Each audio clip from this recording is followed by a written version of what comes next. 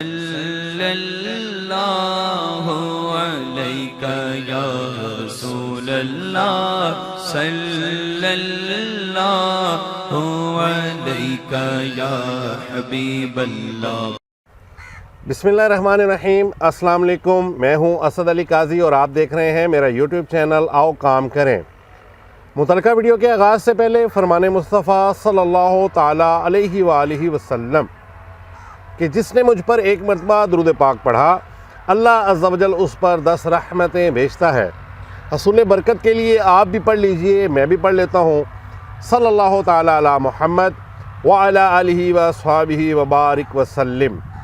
जज़ाकल्लाह। व्यूअर्स, आज फिर से एक बिज़नेस आइडिया लेके आपकी खिदमत में हाजिर हुआ हूँ।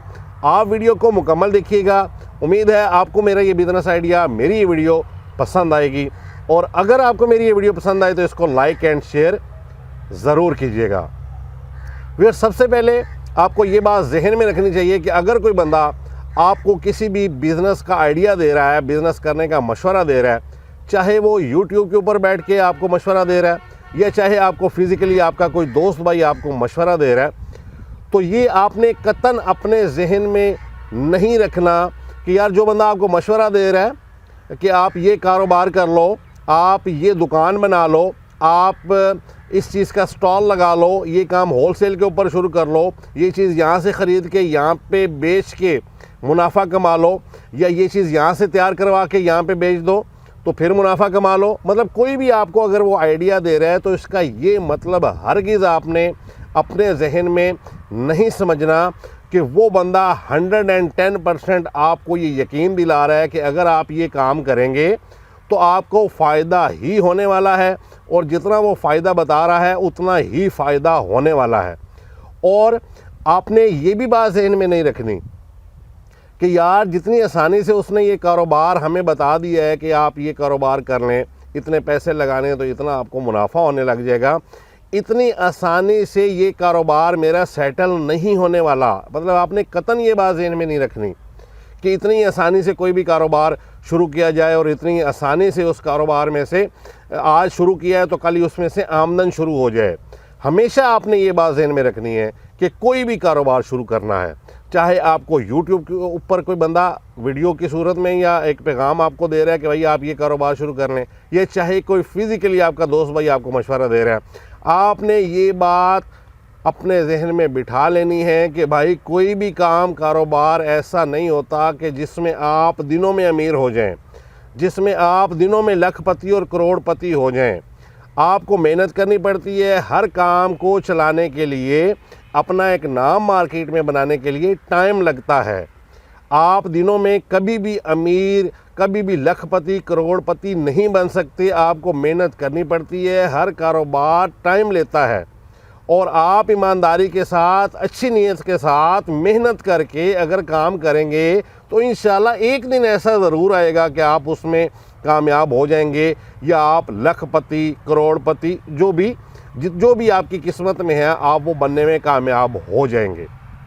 कोई भी काम आसान नहीं है। हाँ, ये ज़रूर है कि आपको हिम्मत करनी है, आपको पूरी दिल जमी के साथ, अच्छी नीयत के साथ, रिज़्क़ के हलाल कमाने की नीयत से आगे बढ़ते रहना है। मेहनत कभी रायगा नहीं जाती, ये आपने सुना होगा। तो चलिए आगे चलते हैं।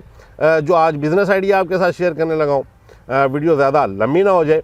तो व्यूअर्स, ये ज़रा हट के बिज़नेस है। ज़रा हट के इस तरीके से है कि आपके पास एक जगह, एक कमरा होना चाहिए या एक बरामदा होना चाहिए।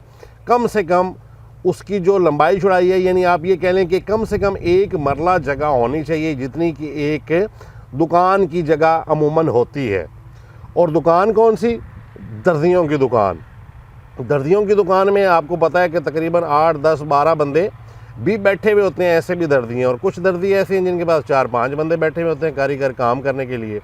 और एक उनमें होता है मास्टर होता है जो ख़ास तौर पे कटिंग करके देता है, और दूसरे जो है वो मशीनों के ऊपर धड़ाधड़ सिलाइयाँ कर रहे होते हैं।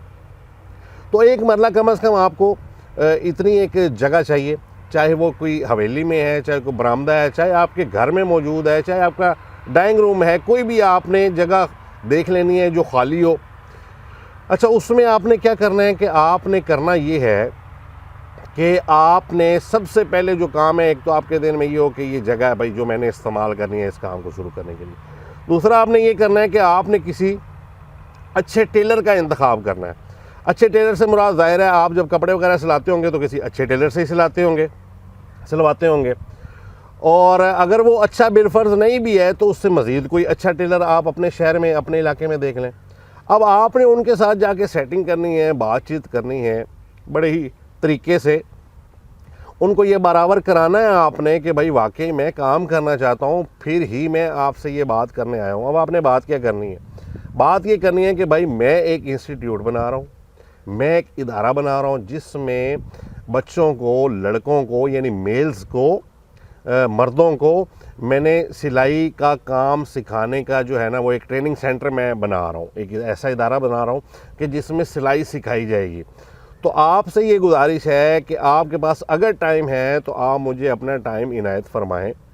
मैं आपको जो भी मेरी आमदन होगी, चाहे आप मेरे से 50% की पार्टनरशिप कर लें या चाहे आप मेरे से माहाना तय कर लें कि मैं आपको माहाना इतने पैसे एज अ तनख्वाह, एज अ सैलरी दूंगा, आपने रोज़ाना इतने घंटे मेरी उस जगह पे, मेरे उस ट्रेनिंग सेंटर के ऊपर मुझे टाइम देना है। तो आपकी मतलब जो आपको सूट करता है वो आप उसके साथ टाइमिंग बना लें, आप 2 घंटे उससे ले लें और 2 घंटे का उसके साथ तय कर लें कि 1 महीने के बाद आप रोज़ाना ये 2 घंटे देंगे तो मैं आपको इसके इतने पैसे दूंगा, ठीक है। या फिर अगर आप जब उसको ये ऑफ़र करवाएंगे ना, मतलब बड़ी ये अच्छा पॉइंट की बात है कि यार इस तरह करके इदारा बनाते हैं, इस तरह करके मेरे पास जगह भी मौजूद है, तो आप वहाँ पे आके ट्रेनिंग दिया करें, बच्चों को सिखाया करें।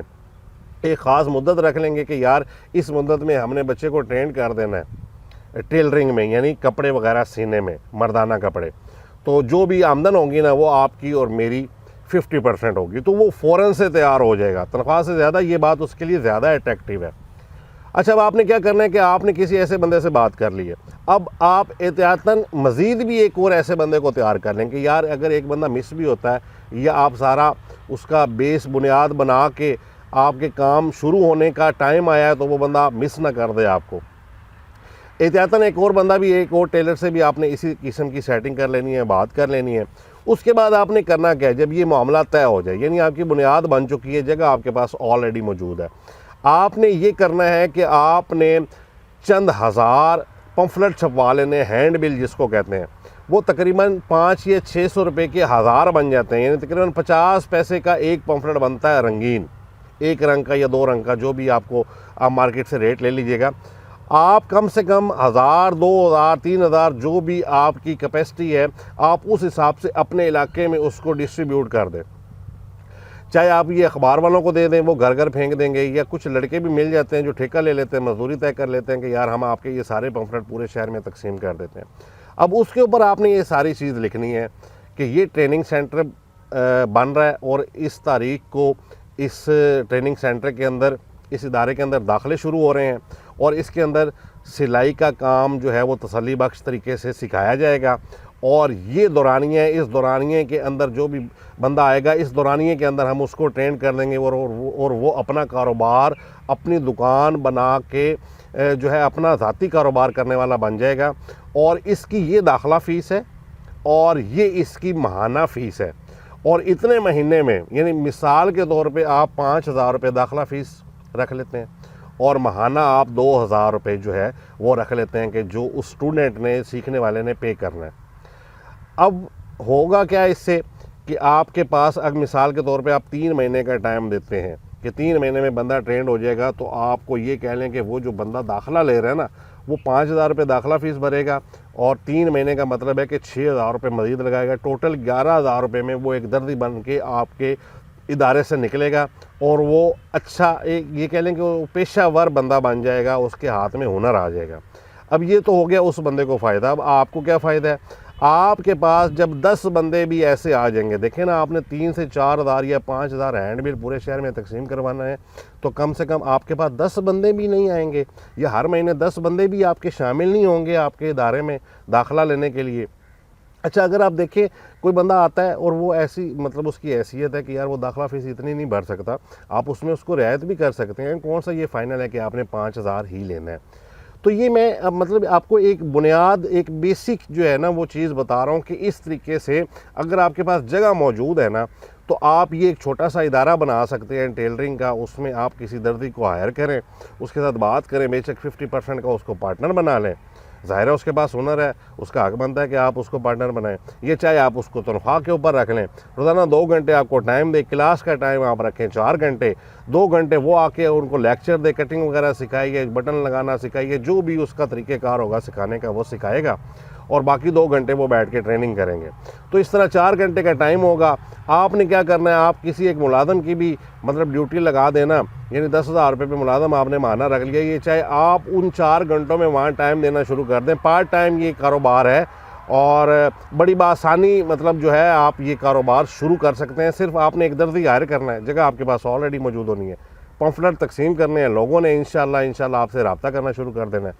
देखें ये कारोबार ऐसा है, जब आप लोगों को थोड़ा सा कन्विंस करेंगे ना, ये दर्जी वाला जो काम है ये बड़ी ही जल्दी और बड़ा साफ़ सुथरा एक तो काम है। हाथ, कपड़े, जूते, मतलब आपके हाथ पाँव मैले नहीं होते, गंदे नहीं होते, और आप ये काम सीख जाते हो। इस तरह करके आपने कन्विंस करना है और बड़ा जल्दी ये काम जो है ना बंदा सीख सकता है। एक ऐसा ये हुनर है, और हुनरमंद बंदा जो है आपको पता है दुनिया में किसी भी जगह हो तो वहाँ मार नहीं खाता। इस तरह करके आपने लोगों को जब कन्विंस करना है, आपको लोगों के पास भी शुरू में जाना पड़े ना, यानी आप जब शहर से थोड़ा सा दूर जाएंगे ना, ये शहर से थोड़ा सा बाहर निकलेंगे, इर्द गिर्द जो गांव वगैरह में बहुत ज़्यादा बेरोज़गारी है, और बड़े लोग जो है ना हाथ पाँव उनके सलामत है, लेकिन उनको कोई काम रोज़गार नहीं मिल रहा, और पैसे इतने होते नहीं हैं कि वो कोई कारोबार करें। आप वहाँ जाके लोगों को कन्विंस करेंगे ना जब, कि यार अपने बेटों को आप भेजें, अपने भतीजों को भेजें, अपने भांजों को भेजें, या खुद डायरेक्ट लोगों को आप जाके थोड़ी सी ये अट्रैक्शन दिखाएंगे कि भाई एक सूट के तो 800-1000 रुपये सिलाई है,